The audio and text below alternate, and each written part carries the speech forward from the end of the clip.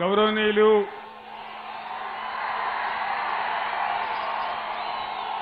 మాజీ మంత్రివర్యులు శ్రీ జగదీశ్వర్ రెడ్డి గారు, గౌరవనీయులు సీనియర్ నాయకులు మాజీ మంత్రివర్యులు శ్రీ పొన్నాల లక్ష్మయ్య గారు, గౌరవనీయులు మాజీ ఎమ్మెల్యే శ్రీ పైల శేఖర్ రెడ్డి గారు, గౌరవనీయులు మాజీ ప్రభుత్వ విప్ మరియు ఆలేరు మాజీ ఎమ్మెల్యే శ్రీమతి సునీత గారు, తుంగతుర్తి మాజీ ఎమ్మెల్యే కిషోర్ గారు, నకరేకల్ మాజీ ఎమ్మెల్యే చిరుమర్తి లింగయ్య గారు, మన జనగామ టైగర్ జనగామ ఎమ్మెల్యే పల్లా రాజేశ్వరరెడ్డి గారు, గౌరవనీయులు మునుగోడు మాజీ ఎమ్మెల్యే పూసుకుంట ప్రభాకర్ రెడ్డి గారు, ఇబ్రాహీంపట్నం మాజీ ఎమ్మెల్యే శ్రీ కిషన్ రెడ్డి గారు, మాజీ మంత్రి స్థానిక నాయకురాలు శ్రీమతి ఉమా మాధవరెడ్డి గారు, జడ్పీ చైర్మన్లు, స్థానిక సంస్థల ప్రజాప్రతినిధులు,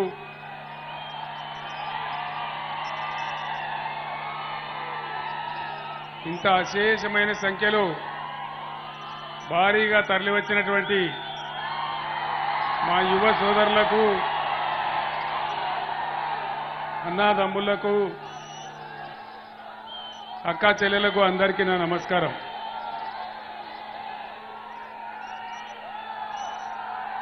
ఈరోజు ఇప్పుడు పార్లమెంట్ ఎన్నికలు జరుగుతూ ఉన్నాయి. కొద్దిసేపు ప్లీజ్ తమ్ముడు ప్లీజ్,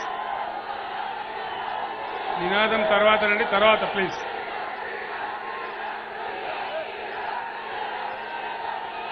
ఇప్పుడు మనకు పార్లమెంట్ ఎన్నికలు జరుగుతూ ఉన్నాయి. ఈ ఎన్నికలలో 3 పార్టీలు ప్రధానంగా పోటీ చేస్తూ ఉన్నాయి. అందులో ఒకటి బీజేపీ, 2 కాంగ్రెస్, 3 బీఆర్ఎస్. నేను మీ అందరిని ఒక్కటే మాట కోరుతా ఉన్నా, ఒక పిచ్చిలో ఉన్మాదంలో కాకుండా ఆలోచన చేసి ప్రజాస్వామ్య పరిణతితో మనం ఓటేసినట్టయితే మనకు, మన రాష్ట్రానికి, మనందరికీ కూడా లాభం జరుగుతుంది. భారతీయ జనతా పార్టీ 10 సంవత్సరాల నుంచి దేశాన్ని పరిపాలిస్తూ ఉంది. ఏ వర్గం ప్రజలకైనా ఈ దేశంలో న్యాయం జరిగిందా? బీజేపీ హయాంలో పెద్ద నినాదాలు, మేక్ ఇన్ ఇండియా, సబ్కా సాత్ సబ్కా వికాస్, ఇవన్నీ కూడా చాలా పెద్ద మాటలు చెప్పినారు. ఏమైనా లాభం జరిగిందా? ఎవరికన్నా జరిగిందా? 18 లక్షల ఉద్యోగాలు ఖాళీ ఉన్నాయి దేశవ్యాప్తంగా. మోడీ ప్రభుత్వం దాన్ని నింపడం లేదు. ఇది నిజమేనా? కరెక్టేనా? ఇది న్యాయమా అన్యాయమా? అదే రకంగా బేటీ పడావో బేటీ బచావో, ఏ బేటీ కన్నా పడాయించిండ్రా? ఏ బేటీనన్నా బచాయించిండ్రా? మొత్తం ఎక్కడ చూసినా మహిళల మీద దౌర్జన్యాలు జరుగుతూ ఉన్నాయి బీజేపీ పాలిత రాష్ట్రాలలో. దేశవ్యాప్తంగా వార్తలు చూస్తే కళ్ళలో నీళ్ళొచ్చే పరిస్థితి ఉంది. మహిళల మీద రోజు దాడులే, దళిత మహిళల మీద, పేద మహిళల మీద. అదేవిధంగా మన భారతదేశ రూపాయి విలువ ఎంత ఇయ్యాలా? విలువ ఎంత? మన భారతదేశ డాలర్ కరెన్సీ చూస్తే దేశ చరిత్రలో ఏనాడు కూడా పడిపోనంత హీన స్థాయికి పడిపోయి 83 రూపాయలకు దిగజారిపోయింది. అంతర్జాతీయంగా ఇది భారతదేశ గౌరవం. ఇది బీజేపీ పరిపాలన ఫలితం. నేను ఒక్కటే మాట మీకు మనవి చేస్తా ఉన్నా, ఏం జరుగుతా ఉంది ఇలా ఈ ఎలక్షన్లలో? ఏం జరుగుతా ఉంది? అది ఏందా బాబు? సపోర్ట్ బంద్ చేయమని చెప్పు. జనరేటరా ఏందది? చందు నిలబడ్డం, నువ్వు సప్పుడెంతో చూడు. ఈరోజు ఏం జరుగుతా ఉంది? ఒక పార్టీ ఏమో దేవుని పేరు చెప్పి ఓట్లు అడుక్కుంటుంది, ఇంకో పార్టీ ఏ ఊరికి పోతే ఆ ఊరు దేవుని మీద ఒట్లు పెట్టుకుంటుంది. ఒకడేమో ఓట్లు, ఒకడేమో ఒట్లు. ఇదే జరుగుతుంది కదా. ఇవ్వలే బాబా వినబడతలేదా? చప్పుడైంది అది.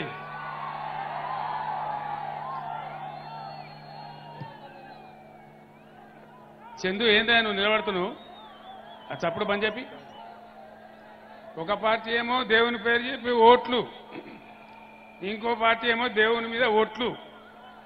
అంతేనా? నేను ఒక్క మాట మీ బిడ్డగా మీ అందరికీ కూడా మనవి చేస్తా ఉన్నా. అద్భుతమైనటువంటి యాదాద్రి దేవాలయం మనం నిర్మాణం చేసుకున్నాం. అద్భుతంగా చేసుకున్నాం. ఎన్నడన్నా యాదాద్రి దేవాలయాన్ని, యాదగిరి గుట్టను మనం ఓట్ల కోసం వాడుకున్నామా? ఇది తేడా. ఈ రెండు పార్టీల నాటకాలు భువనగిరిలో చాలా పెద్దగా వినాలి. ఒకడొస్తాడు బీఆర్ఎస్ బీజేపీకి బీ టీం అని కూడా అంటాడు. వీడు వాడిని అంటాడు, వాడు వీడిని అంటాడు. కానీ భువనగిరిలో జరిగింది ఏందండి? భువనగిరిలో బీజేపీ కాంగ్రెస్ రెండు మిలాఖత్ అయిపోయి మున్సిపల్ బీఆర్ఎస్ చైర్మన్ దించేసి కాంగ్రెస్ వాడు చైర్మన్, బీజేపీ వాడు వైస్ చైర్మన్. ఈ మాట నిజమేనా? మరి ఎవడు ఎవనికి బీ టీం?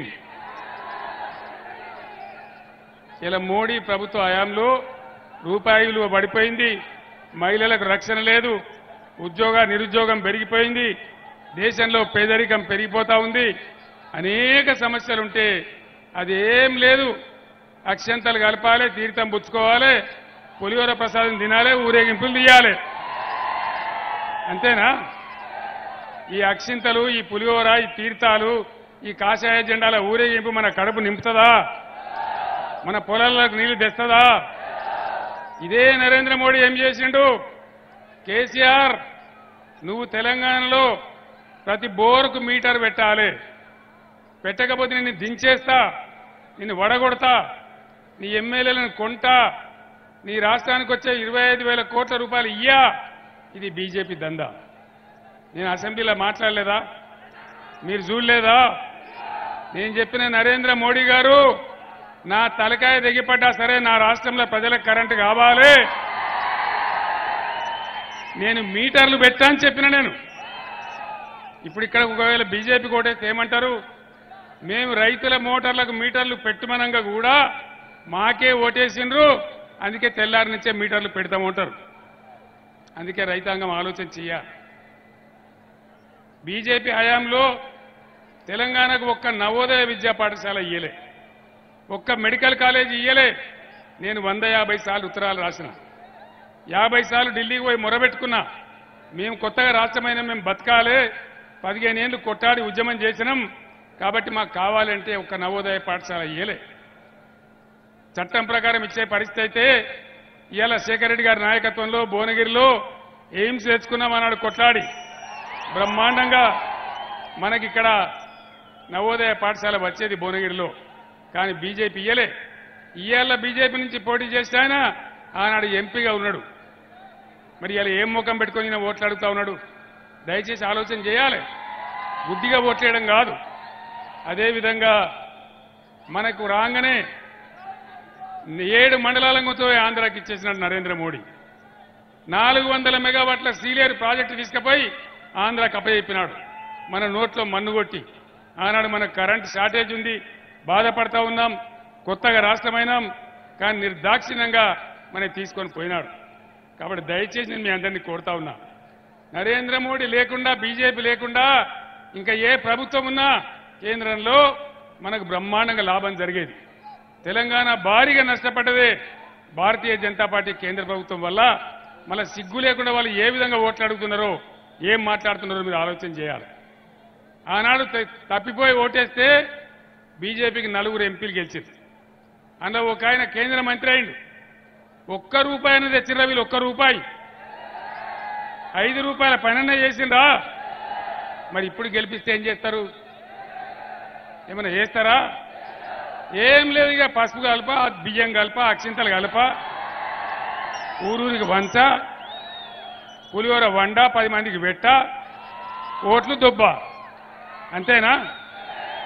యువకులకు నేను ముఖ్యంగా మనవి చేస్తా ఉన్నా, మా వయసు మీరిపోతా ఉంది. ఈ తెలంగాణ మీది, భవిష్యత్తు మీది. ఈ రాష్ట్రాన్ని ముందుకు నడిపేది మీరు ఆలోచన చేసి బుద్ధితో ఏం జరుగుతా ఉంది ఈ పార్లమెంట్ ఎలక్షన్లో, ఎవరు గెలిస్తే ఈ రాష్ట్రానికి లాభం, ఎవరి వల్ల మనకు మేలు జరుగుతుంది అనేది ఆలోచన చేసి చేయాలి. ఇక కాంగ్రెస్ పార్టీ తెలంగాణకు 1956 నుంచి ఇప్పటిదాకా మన శత్రువే కాంగ్రెస్ పార్టీ. ఉన్న తెలంగాణను ఊడగొట్టి ముంచిందే కాంగ్రెస్ పార్టీ. 58 ఏళ్లు గోసపడ్డం. భువనగిరి ప్రాంతం, ఆలేరు ప్రాంతం, జనగామ ప్రాంతం ఎంత గోసలో ఉండే.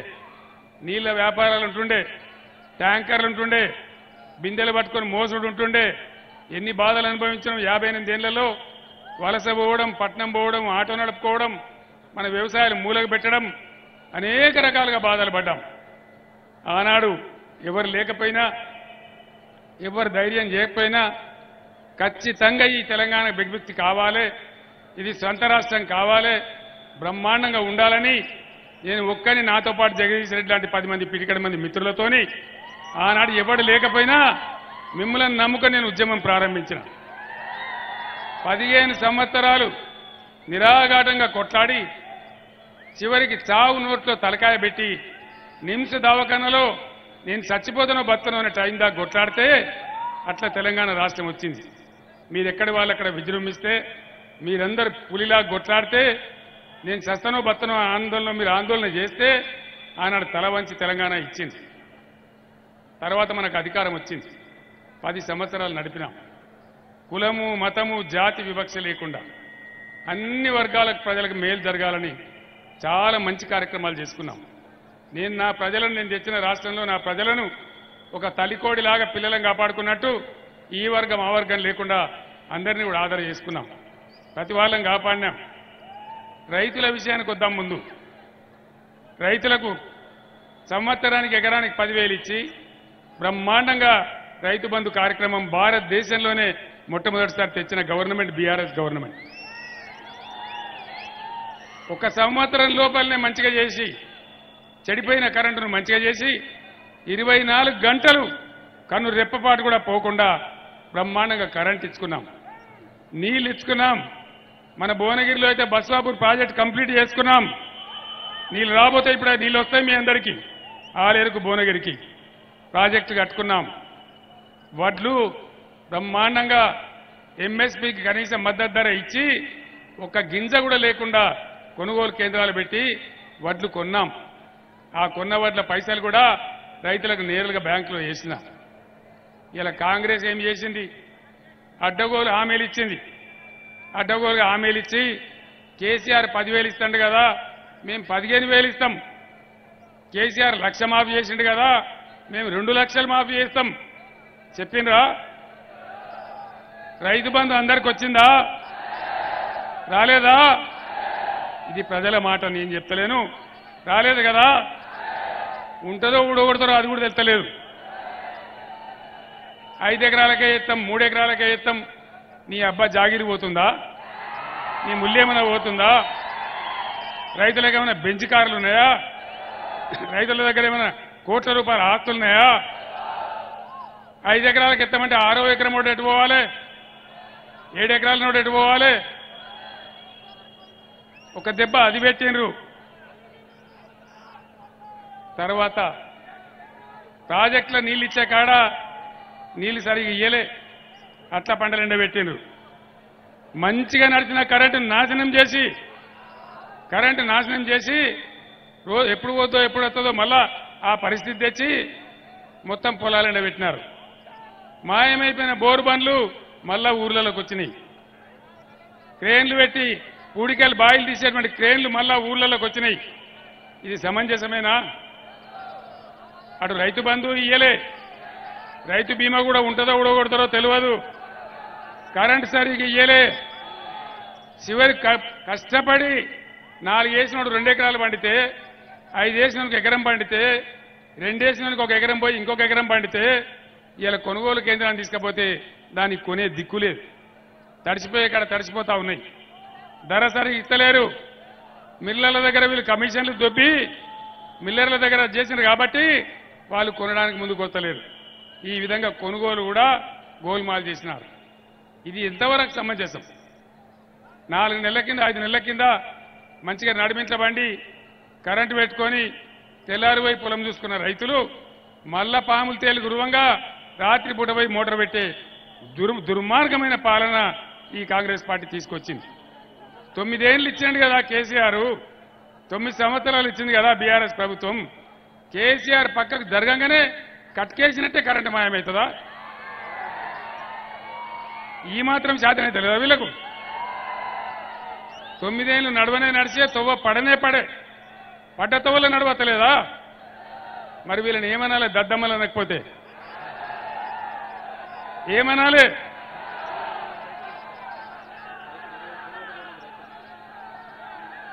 తెలంగాణలో 2014కు ముందు రైతన్నలు ఆత్మహత్యలు చేసుకునేవాళ్ళు, వలసలు పోయేవాళ్ళు.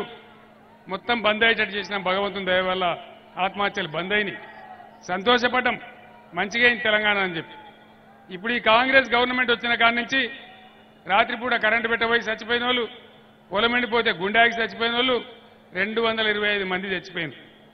225 మంది చచ్చిపోతే పోయినరాయా ముఖ్యమంత్రి గారు, నువ్వు పోయి చూడు, వాళ్ళని పరామర్శించు, వాళ్ళ కుటుంబాన్ని ఆదుకోమంటే మనం ఉన్నప్పుడేమో దర్జాగా రైతు బీమా పెట్టినాం.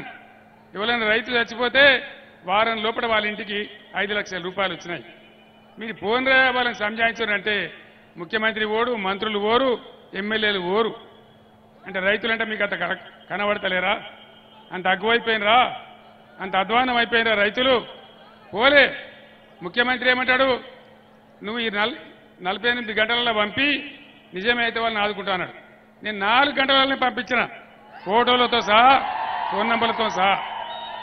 ఎవ్వరు పోలే, ముఖ్యమంత్రి పోలే, మంత్రి పోలే, ఎమ్మెల్యే పోలే, ఎవరు కూడా పరామర్శ చేయలే. ఏం బాధ ఈ రైతులకి? ఇది ఎందుకు రావాలన్న రైతులకు? నేను మంచిగా చేసుకున్న తెలంగాణ, పంటలు మంచిగా పండిన తెలంగాణ ఎందుకు నాశనం కావాలి? ఇప్పుడు నా కళ్ళ ముందట ఎండిపోతే నేను యుద్ధం చేయన్నా ఏం చేయాలా? అందరం కలిసి చేద్దామా? పేద విద్యార్థులు, పేద పిల్లలు చదువుకోవాలని బ్రహ్మాండంగా వాళ్ళకి ఫీజు రియంబర్స్మెంట్ అప్పుడు రాజశేఖర రెడ్డి గారు స్టార్ట్ చేస్తే అది కాంగ్రెస్ చేసిందని మేము ఆపలే, దాన్ని కంటిన్యూ చేసినాం. అందరి పిల్లలకు ఇచ్చినాం, అన్ని కులాలకు ఇచ్చినాం. ఇంకా మీది నుంచి 1100 గురుకులాలు పెట్టినాం. బ్రహ్మాండంగా అక్కడ పిల్లలు చదువుకొని కలెక్టర్లు అవుతా ఉన్నారు, ఇంజనీర్లు అవుతా ఉన్నారు, డాక్టర్లు అవుతా ఉన్నారు. ఆ గురుకుల పాఠశాలలు బాగా నడుస్తూ ఉన్నాయి. ఇవాళ ఏం జరుగుతుంది? ఒక్క ప్రైవేట్ కాలేజీకి కూడా ఫీజు రియంబర్స్మెంట్ ఇయ్యలే. 5 నెలల కాలేజీలలో జీతాలు ఇస్తలేరు. ఇక పిల్లలకు చదువు ఎట్లా చెప్తారు? పరీక్షలు ఎట్లయితాయి? ఆగమాగం చేసింది. గురుకులాలు పెడితే గురుకులాలలో పిల్లలకు విషాహారం పెడుతున్నారు, కల్తీ అన్నం పెడుతున్నారు. 135 మంది విద్యార్థులు పోయి దవాఖానలలో పడ్డారు, 4 పిల్లలు చచ్చిపోయినరు. ఇదే భువనగిరిలో ఒక అమ్మాయి చనిపోయింది, మీరందరూ కూడా చూసిండ్రు. ఇదేనా జరగాల్సిన పద్ధతి? ప్రభుత్వం ఏం చేస్తుంది? చేనేత కార్మికులు మేము త్రిప్స్ సిస్టమ్ పెట్టినాం, సగం ధరకే రంగుల రసాయనాలు ఇచ్చినాం, వాళ్ళ బతుకులు కాపాడినాం. మరి ఏమైంది? ఇవాళ అది కూడా బంద్ పెట్టారు, దాన్ని కూడా బంద్ చేస్తాం. అన్ని బందే. ఇంకేమంటారు? నిరుద్యోగులకు 4000 రూపాయలు భృతిస్తామన్నారు, ఇచ్చిండ్రా? ఎవరికన్నా జాబ్ క్యాలెండర్ ప్రకటించండ్రా? మెగా డిఎస్సి ప్రకటించండ్రా? అంటే అంతా బోగసే. ఇవన్నీ ఓను. వరికి ఏమి ఇస్తామన్నారు? కేసీఆర్ ఇచ్చిన ధర కాదు, 500 రూపాయలు మేము బోనస్ ఇస్తామన్నారు. ఇచ్చిండ్రా? ఇవనికన్నా ఇస్తాన్రా? కానీ ఏం చెప్తాను? వీడికి వచ్చిదే భువనగిరికి వచ్చి యాదగిరి నరసన్న మీద ఒట్టు వచ్చేట అపగిస్తారట. ఇతరా నమ్మేటట్టున్నదా? ఫైనల్గా రైతుల గురించి ఒక మాట. ఆనాడు మనం చేస్తామని 30,000 కోట్ల రూపాయలు 2 సార్లు మాఫీ చేసినాం. ఈ ముఖ్యమంత్రి ఏం చెప్పిండు? ఉరుకున్రి ఉరుకున్రి లగెత్తుండ్రి, జల్ది పోయి 2 లక్షలు తెచ్చుకోండి, డిసెంబర్ 9 నాడు 10:30కే సంతకం, మొత్తం 2 లక్షల మాఫీ అన్నాడు. అయిందా 2 లక్షల రుణమాఫీ? కేసీఆర్ కళ్యాణ లక్ష్మికి ₹1,00,000 ఇస్తాడు, మేము దాని సోబతికి తులం బంగారం ఇస్తామన్నారు. ఇచ్చిండ్రా? తులం తుస్తుమన్నదా? బోనస్ బోగస్ అయిందా? నిజమేనని చెప్పేది. ఇగో ఇది కథ. ఇంకేం చెప్పిండ్రు? తక్కువ చెప్పిండ్రా? 420 హామీలు చెప్పిండ్రు. హామీలలో ఆడవాళ్ళందరికీ, మహిళలందరికీ నెలకు 2,500 వచ్చిందా ఏ మహిళ కన్నా? ఇలా గృహజ్యోతి విద్యుత్ అన్నవస్త్రానికి పోతే ఉన్న వస్త్రం పోయిందని అది ఇస్తే మొత్తుకుంటా ఉన్నారు జనం.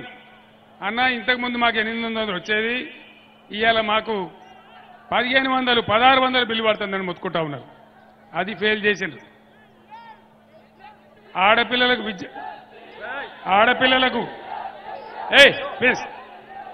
ఆడపిల్లలకు యువతులకు చదువుకునే వాళ్లకు స్కూటీలు, ఎలక్ట్రికల్ స్కూటీలు కొనిస్తామన్నారు.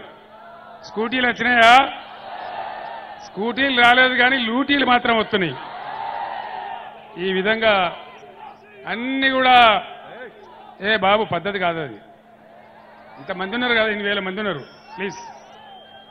కాబట్టి మొత్తం వాగ్దానాలు భంగం చేసి, రైతాంగం నోట్లో మట్టి కొట్టి, నిరుద్యోగ యువకులకు మెగా డిఎస్సి దగా చేసి మోసం చేసింది ఇప్పుడున్న కాంగ్రెస్ ప్రభుత్వం. దయచేసి మిమ్మల్ని అందరినీ కోరుతా ఉన్నా, ఏదైనా ఊళ్ళో పంచాయతీ పడదనుకో, పంచాయతీ పడితే ఏమవుతుంది? ఇద్దరు పాలెలు పంచాయతీ పడితే ఆయన ఒక పంచుని పెట్టుకుంటాడు, ఈయన ఒక పంచుని పెట్టుకుంటాడు. అంతేనా? ఇద్దరు పంచులను పెట్టుకుంటారు. మరి అలా తెలంగాణ ప్రజలకు, తెలంగాణ కాంగ్రెస్ కు పంచాయతీ పడ్డది. ప్రజల తరఫున కొట్లాడే పంచి ఎవరు? కేసీఆరా? మీ నన్ను కింద పడగొట్టి కేసీఆర్ కొట్టాడన్నా? నేను ఒక్కటే మాట చెప్తా ఉన్నా మీ అందరికీ, దేవుడు నన్ను బుద్ధి లేదావా? ఎవరాడు? నేను ఒక్కటే మాట మీకు మనవి చేస్తా ఉన్నా, దయచేసి. నేను భగవంతుడు నన్ను తెలంగాణ కోసమే పుట్టించండి. ఈ తెలంగాణ ఎట్టి పరిస్థితులలో సమైక్యవాదుల చేతుల నుంచి విముక్తి కావాలి. నా ప్రాణం పెట్టినా పర్వాలేదు, నేను అన్నాడు బయలుదేరిన. ఆనాడు ఎవడు రాలే. యువకులు, విద్యార్థులు, మహిళలందరూ కదిలితే బ్రహ్మాండమైన ఉప్పెన అయింది. ఉద్యమం తెచ్చుకున్నాం, రాష్ట్రం తెచ్చుకున్నాం, 10 ఏళ్ళు మంచిగా చేసుకున్నాం, కరెంటు బాగా చేసుకున్నాం, నీళ్లు తెచ్చుకుంటున్నాం, ప్రాజెక్టులు కట్టుకుంటున్నాం, ఉన్నంతలో అందరినీ కాపాడుకుంటున్నాం. ఆ విధంగా ముందుకు పోయినాం. మొన్న ఒక సుడి గాలి వచ్చింది, దుర్మార్గపు గాలి వచ్చింది. బీఆర్ఎస్ ఓడిపోయింది, నాకు బాధ లేదు. పార్టీ అంటే ఓడినా గెలిచినా ప్రజల్లో ఉండాలి, ప్రజల కోసం పనిచేయాలి. అదే పార్టీ. ఇలా లక్షల మంది క్యాడర్ ఉంది తెలంగాణలో బీఆర్ఎస్ కు. నేను ఒక్కటే మాట చెప్తా ఉన్నా, ఇలా రైతుల గుండెలలో, తెలంగాణ ప్రజల హృదయాలలో వాళ్ళ గుండె జీలిస్తే కనిపించేది కేసీఆర్. కేసీఆర్ గుండె జీలిస్తే కనిపించేది తెలంగాణ. నా ప్రాణం ఉన్నంత వరకు, భగవంతుడు నాకు శక్తి ఇచ్చినంత వరకు ఇక్కడ రైతులకు కానీ యువలకు కానీ మోసం జరిగితే, అన్యాయం జరిగితే నిద్రపోను, భూమి ఆకాశం ఒకటి చేసి పిడుగులు పడ్డంత పోరాటం చేస్తానని మనవి చేస్తా ఉన్నా. ఈ దొంగ హామీలు ఇచ్చి ప్రజలను బురిడి కొట్టించి చల్లగా ముందుకోతున్న రాష్ట్రాన్ని ఆగం చేసిన ఈ కాంగ్రెస్ మెడలు వంచి వాళ్ళు ఇచ్చిన ఆ వాగ్దానాలని అమలు చేయించాలంటే ఈ పార్లమెంట్ ఎన్నికల్లో ఖచ్చితంగా బీఆర్ఎస్ గెలవాలి. మీ అందరిని నేను కోరుతా ఉన్నా, ప్రజలను కూడా నేను కోరుతా ఉన్నా, तेलंगाना रियासत के मुसलमान भाइयों को, बुजुर्गों को, बहनों को मैं सलाम करता हूं। आप तमाम लोगों को मैं अदबन गुजारिश करता हूं। जिस टाइम मैं तेलंगाना जद्दोजहद के लिए निकला, अल्लाह के नाम लेके निकला। मैंने कहा अल्लाह के घर में देर हो सकता है लेकिन अंधेर नहीं है, और अल्लाह का दया हुआ, अल्लाह का फरमान आया, हमारे को तेलंगाना हासिल हुआ। तेलंगाना हासिल होने के बाद हर मजहब के साथ, हर तबका के साथ, हर वो कौम के लोगों के साथ तेलंगाना गवर्नमेंट का रवैया क्या था। रमजान के टाइम पे हम तोहफा भेजते थे, हमको खुशी होती थी, अल्लाह के दुआएं मिलते थे। क्या अब तोहफा आया? क्यों नहीं आया भाई? सोचिए, कौन कर सकता है? आज जंग है बीआरएस और बीजेपी के बीच में। अगर आप गुमराह होके कांग्रेस को वोट डालेंगे, कहीं फजूल बीजेपी के एमपी जीत जाएंगे तेलंगाना में। मैं आपसे गुजारिश करता हूं, आप लोग संजीदा सोचिए। हम सेक्युलर पार्टी है और सेक्युलर पार्टी रहेंगे। आप लोग देख रहे, बीजेपी मेरे बेटी को लेकर जेल में बंद किया, नाइंसाफी कर रहा है, फिर भी हम नहीं डरते, लड़ेंगे, मरते दम तक लड़ेंगे। हम सेक्युलर है, सभी के साथ हम इंसाफ करना चाहते हैं। पहली बार हिंदुस्तान में अजान देने वाले मौजूद साहिबीन को, नमाज पढ़ाने वाले इमाम साहिबीन को हिंदुस्तान में पहली बार कुछ अतिया दिया तो केसीआर ने दिया। ये आप लोग जानते हैं। तो मैं आपसे गुजारिश करता हूं, ठीक है हम लोग हार गए, कोई बात नहीं, एक फेज है, आगे बिल्कुल आप लोगों के दुआ से फिर से बीआरएस सरकार बनेगा। अमन के साथ, शांति के साथ हम आगे बढ़ेंगे। इसीलिए मैं आपसे गुजारिश करता हूं, आप बीआरएस को तायद कीजिए, बीआरएस के मेंबरों को जिताइए।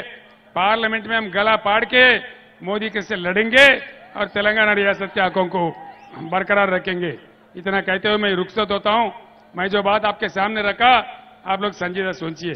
సోదరులారా, నేను